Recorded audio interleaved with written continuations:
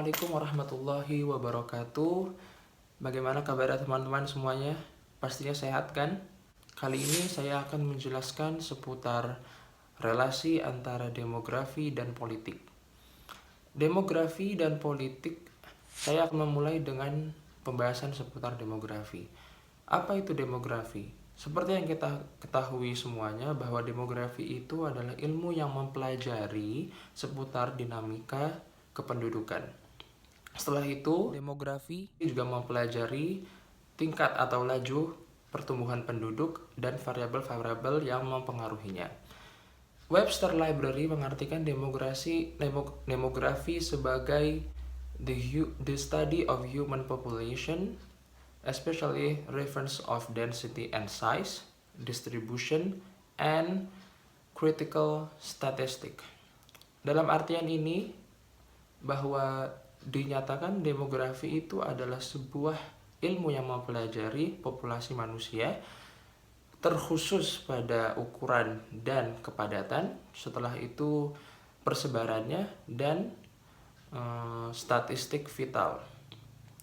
Hal ini selaras dengan penjelasan yang diberikan oleh Donald J. Brough, bahwa beliau mengatakan bahwa sannya demografi itu adalah sebuah ilmu yang mempelajari secara statistika dan matematis terhadap komposisi kependudukan dan variabel-variabel yang mempengaruhinya. Berbicara seputar demografi tentunya tidak terlupakan oleh 3 faktor yang mempengaruhi analisis demografi tersebut. Yang pertama adalah kelahiran, setelah itu adalah kematian, setelah itu ada mobilitas atau migrasi, seperti itu.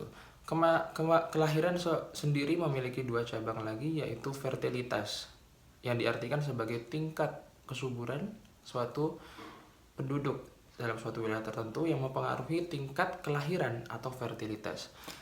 Dalam kematian juga terdapat 2 aspek. Yang pertama adalah morbiditas atau tingkat kerentanan akan penyakit pada suatu penduduk yang mempengaruhi kepada tingkat atau angka mortalitas pada suatu wilayah yang berpenduduk tertentu. Sementara mobilisasi itu diterapkan dalam kebijakan migrasi. Berlanjut ke pembahasan politik. Politik yang kita ketahui adalah suatu proses atau mekanisme dinamika tentang bagaimana kita menentukan keputusan bersama, seperti itu. Aristoteles pernah berkata bahwa politik itu adalah sebuah upaya yang dilakukan oleh penduduk dalam mewujudkan kebaikan bersama. Sehingga dapat dikaitkan bahwa demografi dan politik itu adalah hal-hal yang tidak bisa dipisahkan satu dengan lainnya. Relasi antara demografi dan politik secara kelembagaan dan praktiknya itu terbukti pada saat kebijakan yang dihasilkan oleh pemerintah. Kebijakan yang dihasilkan oleh pemerintah itu adalah sebuah produk politik daripada lembaga negara yang dalam kasus ini adalah pemerintah. Produk politik tersebut akan menghasilkan sesuatu yang bermanfaat atau produktif terhadap masyarakat karena memenuhi apa yang dibutuhkan oleh masyarakat.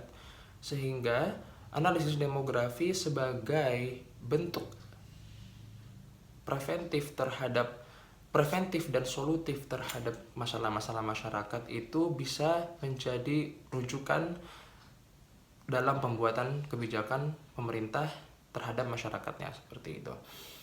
Hal seperti ini tentunya tidak diindahkan pada masa Orde Baru, yang terkhusus adalah pada masa kebijakan transmigrasi atau bedol desa. Bedol desa ini adalah suatu bentuk rekayasa sosial yang ingin dilakukan oleh pemerintahan Orde Baru dalam motif ekonomi atau pemberdayaan ekonomi, seperti itu. Ternyata rekayasa sosial yang ingin dilakukan oleh pemerintah Orde Baru ini tidak berhasil dan dikatakan gagal, seperti itu. Mengapa demikian?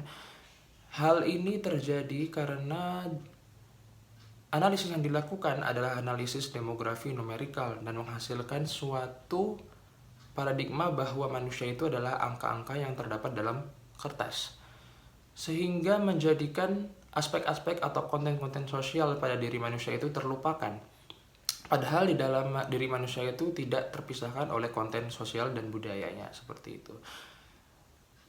Kebijakan ini malah menghasilkan sebuah sumber kompleksitas baru atau sebuah masalah sosial baru di tempat transmigrasinya, seperti itu.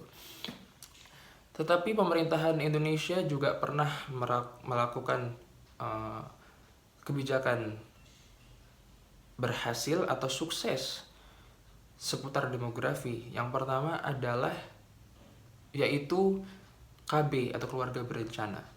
Keluarga berencana ini mempunyai semboyan 2 anak cukup.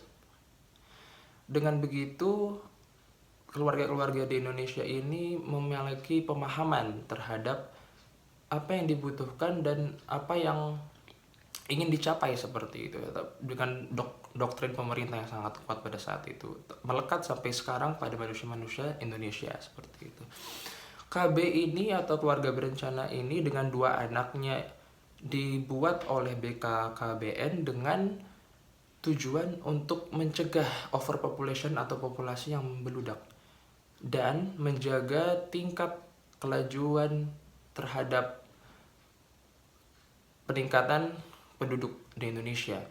Peningkatan penduduk di Indonesia ini pastinya memiliki manfaat-manfaat yang mana bisa menjadi kesempatan besar atau opportunity secara strategis ekonomis terhadap bangsa di masa-masa yang akan datang. Setelah itu kita berlanjut kepada kebijakan internasional seputar demografis. Demografi dalam dunia internasional menjadi suatu isu yang signifikan dibahas dan menjadi sesuatu yang sangat diperhatikan. Hal ini mengundang para negara-negara di dunia untuk menandatangani sebuah fakta yang bernama MDGs pada tahun 2000. MDGs adalah Millennial Development Goals dengan 8 butir yang isinya terfokus pada rekonstruksi dan pembenahan secara fisik. 2015 adalah masa terakhir MDGs berlaku. Setelah itu MDGs dilanjutkan oleh SDGs, yaitu Sustainable Development Goals hingga tahun 2030. Sustainable Development Goals ini bertambah 9 poin daripada MDGs sebelumnya menjadi 17 butir poin. Setelah itu, fokus daripada SDGs ini memang adalah suatu pemberdayaan terhadap pertumbuhan ekonomi, pertumbuhan penduduk, setelah itu perbaikan mutu pendidikan yang lebih baik, setelah itu concern terhadap isu-isu lingkungan, seperti itu. SDGs di Indonesia sendiri diaplikasikan dalam bentuk yang bernama Program Kerja Bapak Jokowi Dodo tahun 2014, yaitu Nawacita. Nawacita sendiri memiliki konsepsi atas revolusi mental dan reformasi pendidikan. Tetapi hal ini tidak berjalan efektif, bahkan tidak tersentuh sama sekali di periode pertama Presiden Joko Widodo. Mengapa demikian? Presiden Joko Widodo lebih memilih terhadap program-program yang bersifat fisik dan citra, sehingga hal ini melupakan aset terpenting atau investasi terpenting bangsa, yaitu pendidikan bagi para penerusnya.